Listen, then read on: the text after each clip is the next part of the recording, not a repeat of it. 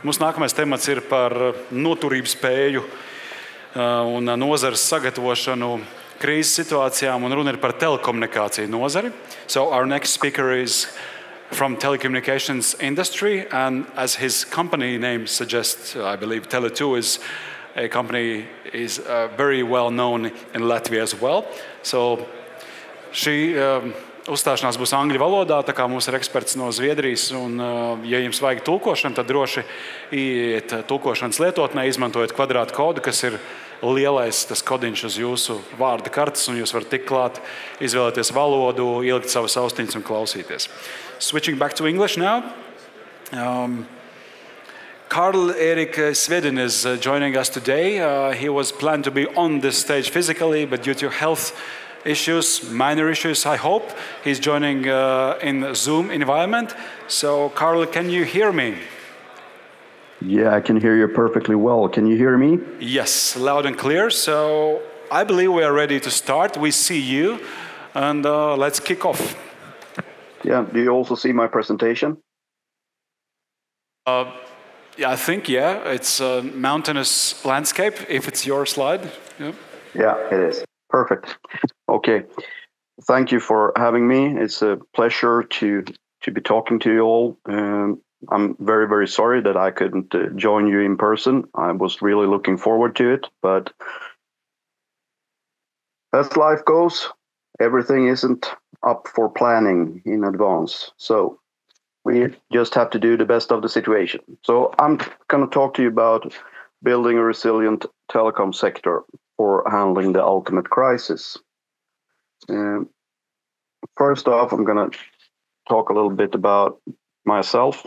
I'm Senior Security Advisor and Head of Business Continuity Management at Tele2 in Sweden. I'm also responsible for the operational risk management framework, key custodian, and responsible for the defense plan, total defense planning of Tele2 Sweden. Been working 28 years in the telecom sector and 44 years old, just recently. I have also had a strategic role in the crisis management team for Tele2 Sweden since 2008. And I'm also representing Tele2 in both GSMA, the National Telecom Corporation Group here in Sweden, and Fede Telecom. First off, a little background on Tele2. Our motto is to enable a society of unlimited possibilities. And our ambition is to be the leading telco in the Nordic and the Baltic region. And we do that by superior customer experience, leading in sustainability, high employee engagement, and best industry shareholder returns. We offer the consumer connectivity and entertainment services for individuals and households, businesses, communication and integrated solutions, and IoT, both for businesses and the public sector, and wholesale, both national and international wholesale, carrier services, and SMS services. We work on 4 markets, or are present on 4 markets, with the headquarters in Sweden, Estonia, Latvia, Lithuania. We're approximately 4,400 employees, and our CEO is Kjell Jonsén. In Sweden, we operate on approximately 20 locations, about 2,700 employees, and have a revenue of about 22 billion SEK. 75% of our market is B2C, and 24% is B2B. Sweden is our largest market. We have a long history of innovation and challenging the status quo. And the products and services we provide are in line with our vision to enable a society with unlimited possibilities.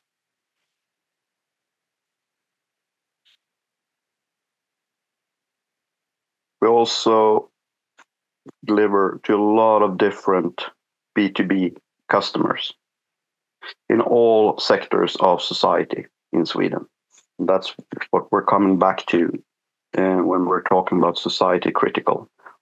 Almost all municipalities, regions, etc., and government agencies in Sweden have some kind of connection to our infrastructure.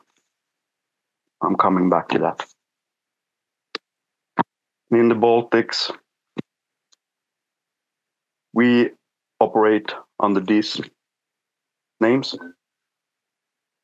Tele2, Pildic, Smart, etc. So that was a little bit about Tele2, just to lay the foundation here.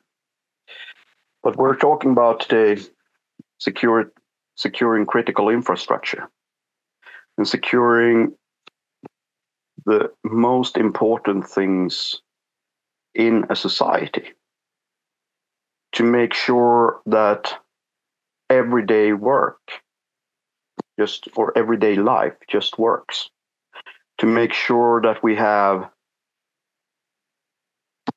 the possibility to have the possibility to pay our bills, to live our ordinary digital life. Everything in society today is digitally connected in some way. In Sweden, we have also taken this very, very far. I mean, cash. We don't use cash anymore. I don't know when I last saw a bill, actually, a paper bill, 20 crowns or 100 crowns. You use Swish or you use credit or debit cards just to make sure, or teller account, just pay with cards. And that heavily relies on that your phone or the telecom infrastructure in the bottom actually is working. We also have a strong dependency towards electricity to make sure that we have electricity, because if we do not have electricity to our base stations, to our infrastructure, then we can't transfer one single bit of information for you. In Sweden, we formed a group called the National Telecommunication Cooperation Group, NTCG, or as it's called in Swedish, NTSG. It was founded in 2005 by all of the major operators. We had a disastrous storm hitting the southern part of Sweden called Gudrun. And this storm was in many ways an eye-opener, because we needed to help each other with refueling base stations, the power generators at the base stations, or moving them around, coordinating the repair work on each single site. When the power company said, okay, now we are going to go and focus on that area over there, could you make sure that we have communication working for us while we fix this network infrastructure? Could you also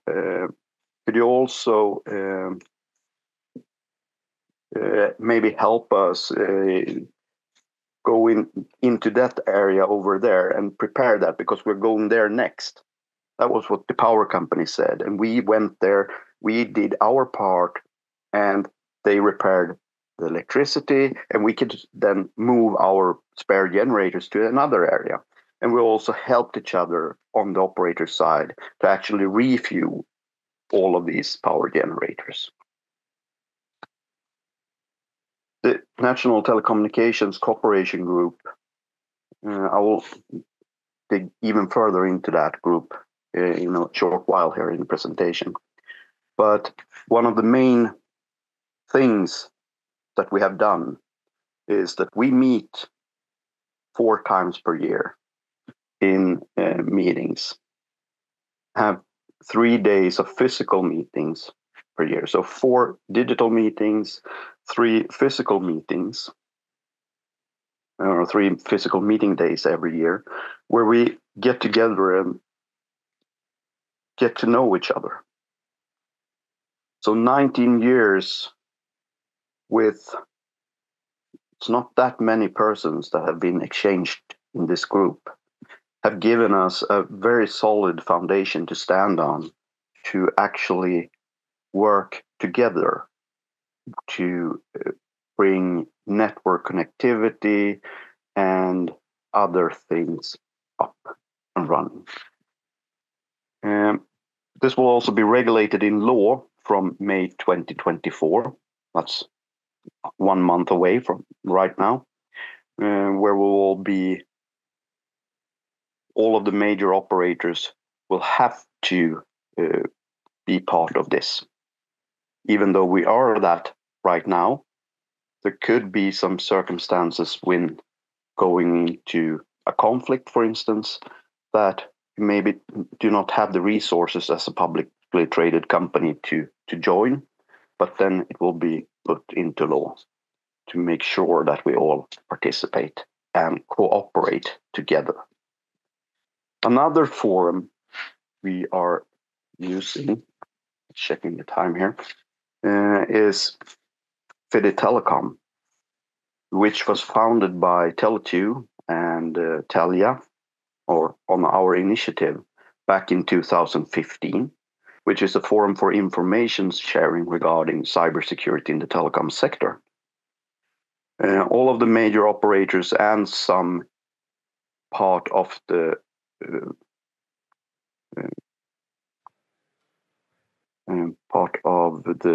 Swedish police, the Swedish security police, and the military and other government agencies are also members. And this has been a real success when it comes to quickly sharing information about ongoing attacks, historical moduses, and also how does these attacks actually look right now, so we could tweak and get better together as an industry and securing the perimeters of Sweden. Because even though it's the Swedish government's and the Swedish defense responsibility to actually defend the borders of Sweden, now when we are NATO ally together with others, it's not that clear in the digital domain. It's we operators that see these attacks first and are the ones that can actually stop them, and to have a good cooperation there and exchange of information between those of us in the front line is really, really crucial to battling this. We are participating in a lot of exercises to train both our functionality to uphold network quality or network stability and restore the network from disasters. We have sector exercises called TELE, which stands for telecommunication exercise or telecommunication övning, as it's in Sweden. And the first 5 of those, we have those biannually since 2005. Every single one of them have been focusing on one theme, but we had our main focus going on natural disasters up until 2015. Then we started reactivating our total defense planning in Sweden after the first invasion of Crimea. Then we understood that we need to start building defense towards other, or a robustness towards other threats than just nature again. So we had focus on total defense, and in Sweden call it total defense because it's not just military defense. It's not just civil protection. It's a combination of these two, where civil or the total defense is the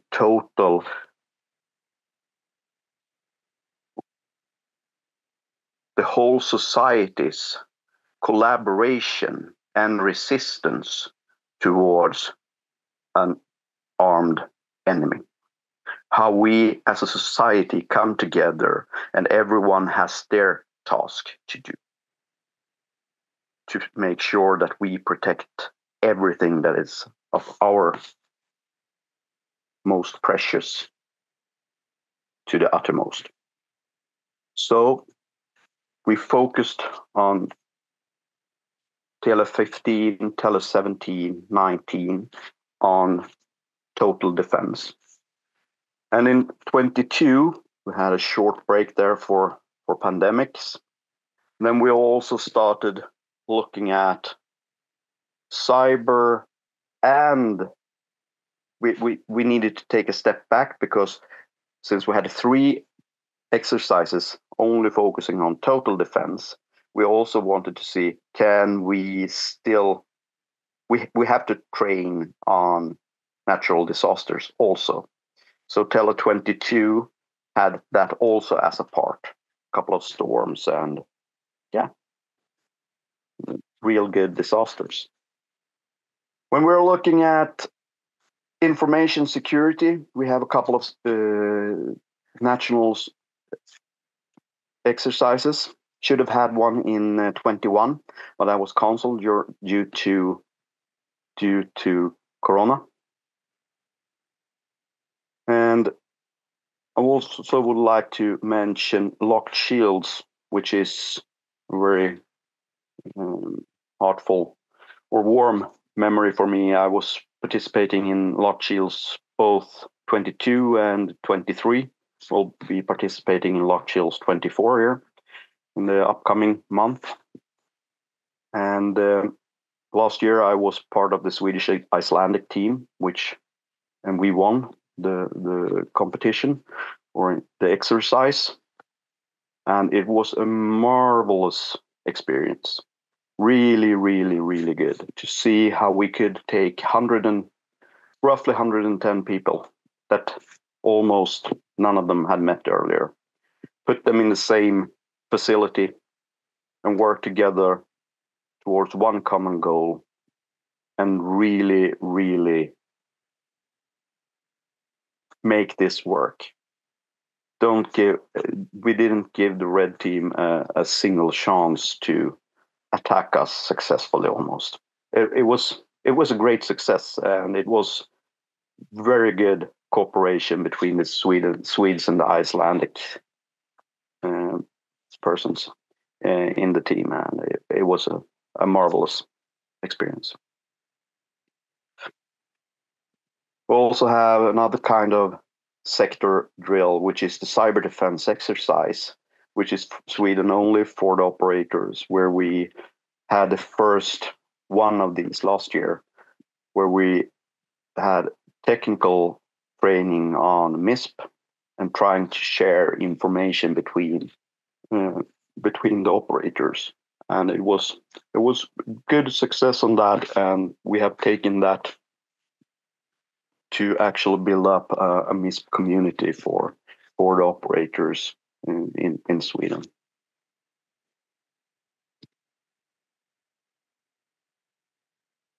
So I've been talking a lot about how we do a different kind of forms we have, but all of these comes down to different measures, robustness measures that we are doing in the telecom networks to make sure that we even though a power outage happens, should have power or electricity for a longer period of, I think we have 1 to 24 hours is what we have in the law, depending on what kind of site it is. A mobile base station in metro areas should have 1 hour backup power, 4 hours on a base station in rural areas, 24 hours of power backup on main sites where we could potentially harm or have an impact on more than 200,000 active customers in our network infrastructure. If one single fault could take that infrastructure down,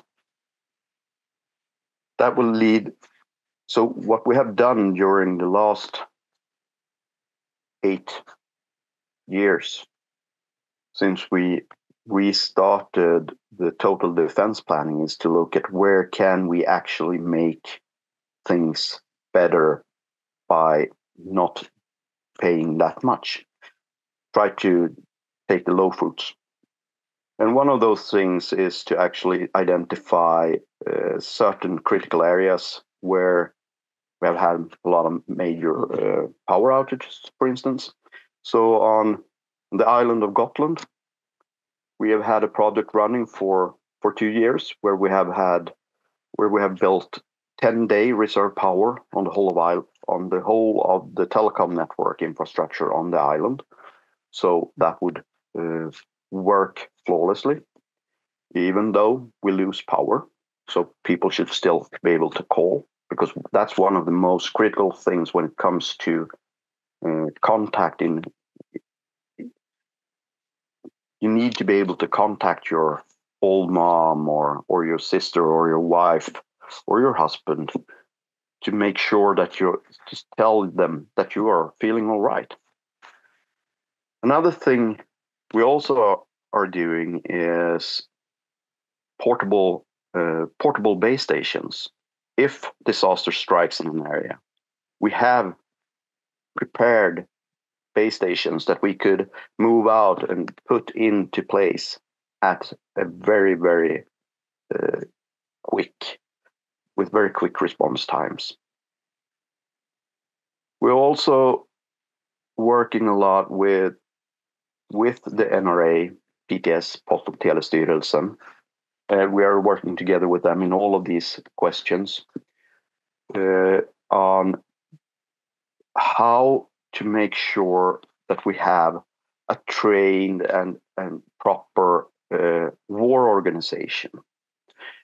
Not every civilian company or private company in Sweden have the possibility to say that their personnel is critical for society. But our staff in Sweden, a third of the ones in Sweden and working for Tele2, have a war placement inside of Tele2 also, to make sure that we have the foundation of people that we need to actually continue fulfilling our business in case of heightened preparedness and uttermost war. We also have excluded cars from the Swedish armed forces use. So we have this expropriation law that comes into effect if we have end up in war. And then the Swedish armed forces would have the possibility to take, for instance, our jeeps and use them for the protection of Sweden. But we have said that we need these more because we, as a society, with a society critical mission, need them in the event of war to be able to uphold our network infrastructure.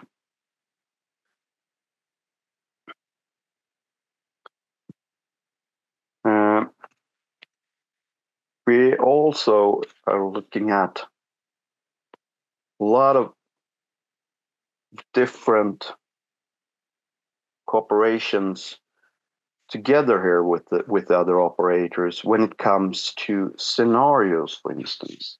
We need to have a similar baseline. When the NRA comes to us and say, how many power generators do you need for this? Or how many OTDR instruments, I mean fiber measurement instruments, how many of those do you need? And do you need any fiber welding machines to have a similar preparedness overall? Then we need to have the same KPIs to look at. What are we trying to achieve? We need to have a common goal. And the goal is to uphold the Swedish society's function, and that we should be able to deliver the services that we deliver in peacetime, also in heightened preparedness or in war. But we need to do that with the same parameters as the others, because this costs money. It costs a lot of money to do this if you have the wrong level of everything will fall back on the customer if we do not use the special funds that society is giving us from for total defense planning.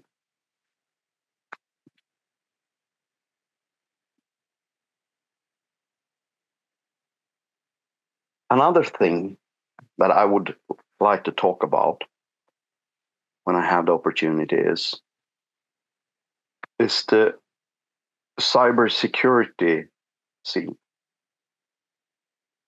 We're seeing a lot of attacks these days towards infrastructure, both towards data center owners, hosting providers, and system integrators, people holding your data. And I think it's wise to think that you should also look at practical business continuity planning. What do you need to actually uphold your business? What's the most crucial thing for you?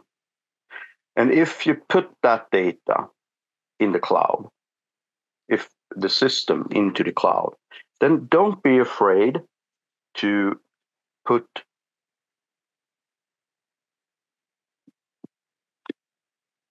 it in the cloud, but make sure that you actually have a working copy of this data locally also, so you can use it in case of an attack towards the central infrastructure you're using. Okay, I got a message here that my time is up. So thank you very much for your attention. And I hope to see you all next year in person. Well, thank you, Karl, so much. Thank you so much. I'm not sure if you hear this, but you have a round of applause. Since we have a few more minutes, just one question to end this. You mentioned different exercises. My question is, when does the effect of the exercise flatten? I mean, how do you know when to repeat the exact same exercise or maybe advanced next level sort of thing? We see that 2 years for advancement of the exercises are good, but after about 5 to 6 years, then we need to go back and repeat what we did earlier on. I mean, these bigger exercises. Then we needed to go back and re-educate and retrain those that have come in to the organizations during this time period. Okay, thank you so much for the presentation. Thank you for Yes, at least joining us remotely. So I hope to see you next year. Goodbye. Yeah. Okay. Bye-bye.